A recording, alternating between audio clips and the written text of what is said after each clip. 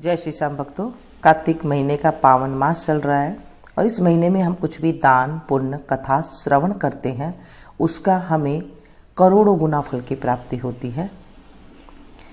इस महीने में जल्दी उठ करके स्नान किया जाता है। अगर आप नहीं कर सकते तो 6 से 6:30 के अंदर तक आप स्नान कर लीजिए।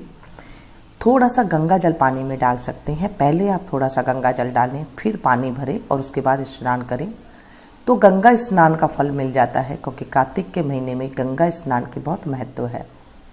अगर आपके पास गंगा जल नहीं है तो आप क्या करें, तुलसी जी के 3 पत्र ले लीजिए।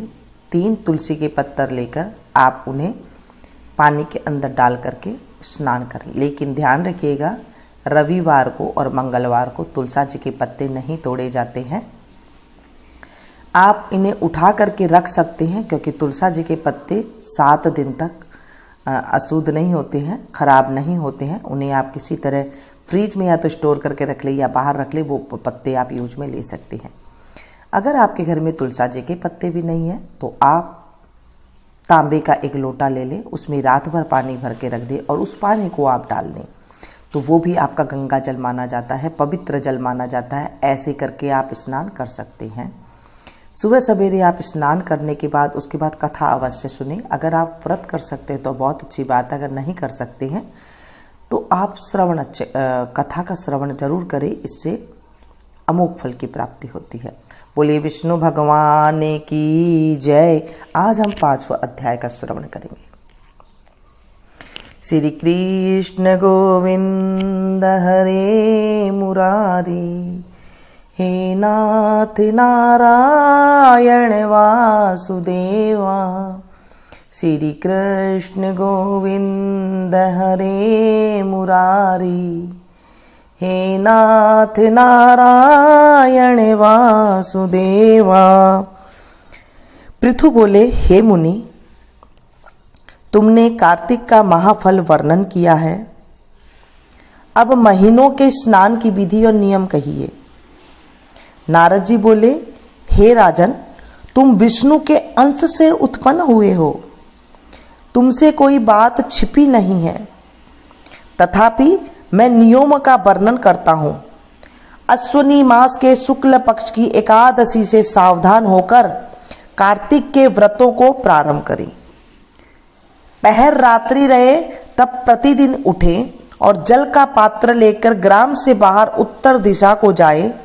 जनेऊ को कान पर चढ़ाकर उत्तर को मुख करके भूमि पर तीर्ण बिछाएं और सिर पर कपड़े से ढक लें। मुख को बंद कर थूकना और श्वास लेना बंद करके मल मूत्र का त्याग करें।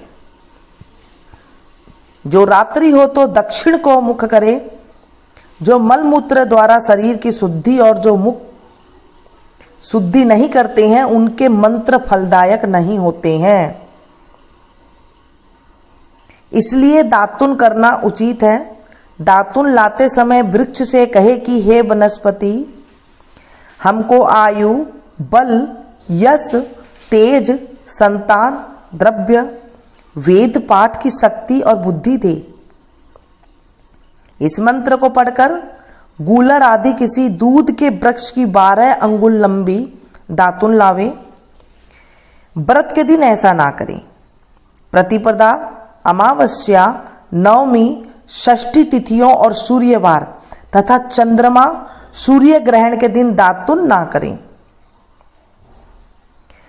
कटेरी, संभालू, कपास, पीपल, वट, अरंड और गंधहीन वृक्षों की दातुन ना करें। अब तो दातुन है नहीं है, मंजन चले हुए हैं, तो मंजन में ऐसी कोई बात नहीं है, दातुन में ये बातें लागू होती है। तदनंतर विष्णु और शिव के मंदिर में प्रसन्नता और विधि पूर्वक पुष्प, गंध, तांबुल ले जाएं। मां भगवान की पाद्यादि से स्तुति करके नमस्कार करें और भजन गावें। देवालय में भजन कीर्तन करने वाले विष्णु स्वरूप होते हैं। वहां पर जो भी भजन कीर्तन करते हैं और जो कथा सुनाते हैं वो विष्णु स्वरूप होते हैं। जैसे सतयुग आदि के तप, यज्ञ, दान आदि भगवान को तुष्टि देने वाले हैं, वैसे ही कलयुग में भक्ति पूर्वक भजन कीर्तन मोक्ष देने वाले होते हैं। नारद जी बोले, शिरस, धतूरा, कटेर, मल्लिका, सेमर, आक, कनेर के फूल तथा अक्षतों से विष्णु की पूजा नहीं होती। अगर इन फूलों से विष्णु की पूजा करते हैं तो घर में दरिद्रता आती है और रोग आते हैं। जयकुंद, शिरस, चमेली, मालती, केतकी आदि के फूलों से सूर्य की पूजा लक्ष्मी चाहने वाले को करना उचित नहीं है। अगर इन चीजों से सूर्य की पूजा कर दी तो उनके घर से लक्ष्मी एकदम से चली जाएगी। यथा योग्य विधि से ही देवताओं का पूजा करके भगवान से क्षमा प्रार्थना करें कि हे सुरेश्वर, हे देव, मैंने मंत्रहीन भक्ति की और क्रियाहीन पूजन किया और परिपूर्ण हो गए। जो मैंने ये भक्ति क्रिया की है, क्रियाहीन पूजा पूजन किया है, वह परिपूर्ण हो जाए। फिर प्रदक्षिणा करें, प्रदक्षिणा करके दंडवत करें, फिर क्षमा प्रार्थना करके गान करके समाप्त करें। जो कार्तिक की रात्रि में विधि पूर्वक विष्णु और शिव का पूजन करते हैं वे अपने पूर्वजों सहित निष्पाप वैकुंठ को चले जाते हैं। कार्तिक का महीना बहुत ही अमोघ महीना है। इसमें पूजा पाठ करने से हमारे जीवन में करोड़ों गुना फल की प्राप्ति होती है। घर में सुख शांति आने लग जाती है। जिनके धन नहीं है उनके घर में धन आने का रास्ता मिल जाता है। जो रोगहीन है उन्हें रोग से दूर, उनके शरीर से रोग दूर हो जाता है।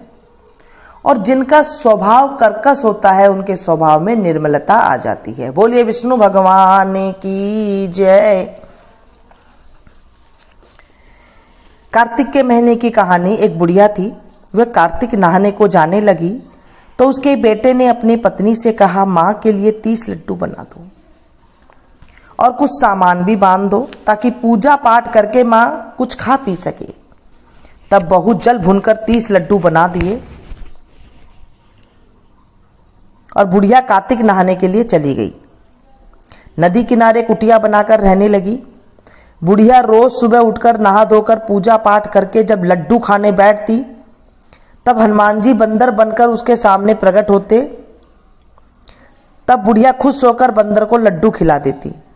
इस प्रकार वह रोज आकर बुढ़िया के लड्डू खा जाते। कार्तिक का महीना समाप्त होने पर हनुमान जी प्रकट हुए और बुढ़िया की कुटिया महल बन गई। उस महल में धन दौलत व अन्न के भंडार भर गए। बुढ़िया निरोगी हो गई और वह बहुत धूमधाम से अपने बेटे के पास धन दौलत लेकर आई। तब बहू कहने लगी, अगली कार्तिक में मैं भी अपनी माँ को नहलाऊंगी। कार्तिक का महीना आया। उसने खूब सारा घी मेवा डालकर लड्डू बनाए। उसने 30 लड्डू अपनी माँ के लिए बांध दिए और माँ कार्तिक नहाने चली गई। वह रोज सुबह उठकर लड्डू खाने बैठ जाती। तब हनुमान जी उसके सामने बंदर बनकर आते तो वह उन्हें पत्थर मारकर कहती, मेरा पेट तो नहीं भरा, तुझे कहाँ से दे दूं। इस प्रकार वह रोज सुबह सुबह लड्डू खाने बैठ जाती। कार्तिक समाप्त होने पर हनुमान जी प्रकट हुए और उसकी कुटिया कूड़े के ढेर में बदल गई और बुढ़िया डूकर बन गई। उसकी बेटी अपने पति से कहने लगी, कार्तिक का महीना समाप्त हो गया, मेरी माँ को बैंड बाजे के साथ धूमधाम से लेकर आओ। जब वह अपनी माँ को लेने भेजी और जब वह अपनी सास को लेने के लिए नदी किनारे गया तो देखता है कि ना तो वहाँ सास है और ना ही वहाँ कुटिया है। कुटिया की जगह पर कचरे का ढेर है। उस ढेर पर बुढ़िया डूकर बनकर घूम रही है।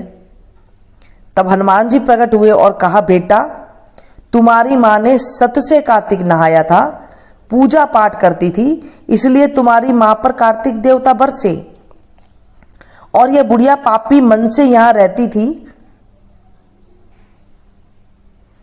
इसने कार्तिक महीने में बेटी का घर का अन्न खाया, इसलिए कार्तिक देवता इस पर रुष्ट हो गए हैं और यह डूकर बन गई है।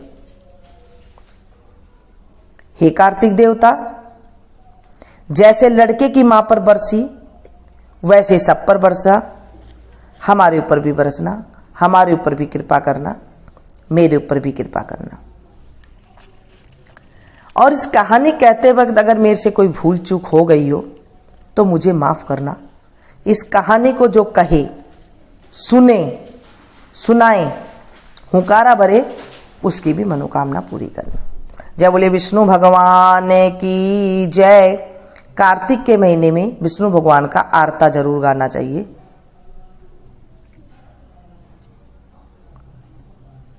बोले विष्णु भगवान की जय। शांताकारं भुजगशयनं पद्मनाभं सुरेशं विश्वाधारं गगनसदृशं मेघवर्णं शुभांगं लक्ष्मीकान्तं कमलनयनं योगविद्यारण्यगम्यं वन्दे विष्णुभवहरं सर्वलोकैकनाथं। मंगलम भगवान विष्णु मंगलम गरुड़ध्वज मंगलम पुंडरीकाक्ष मंगलाय तनोहरि। सर्वमंगले मंगले शिवे सर्वार्थ साधिके शरण्य त्र्यंबके गौरी नारायणी नमोस्तुते। बोले विष्णु भगवान की जय। कृष्ण कन्हैया लाल की जय। बांके बिहारी की जय। इस कथा को आप ज़्यादा से ज़्यादा शेयर करें। जब हम किसी को कथा सुनाते हैं तो हमारे जीवन में पाप खत्म हो जाते हैं और पुण्य की प्राप्ति होती है। इसे आप ज़्यादा से ज़्यादा सुनाएं। जैसे मैं आप लोगों को सुना रही हूँ और आप लोग काफ़ी मात्रा में एक साथ सुन रही हैं। जब आप किसी को इसे शेयर करेंगे व्हाट्सएप पे, फेसबुक पे, जहाँ भी आपकी जानकारी है, अपने जानने वालों के पास शेयर करेंगे और वो एक साथ सुनेंगे आपकी कथा को, तो आपके जीवन में भी खुशियाँ आएगी, क्योंकि आप उन्हें कथा सुना रहे हैं और वो सुन रहे हैं। तो आपके खाते में 16वां हिस्सा पुण्य का अपने आप ही आ जाता है। बोले विष्णु भगवान की जय। मिलती हूँ फिर से एक नई कथा के साथ, नई जानकारी के साथ। तब तक आप लोग देखते रहिए मीनू संगीत। Thank you.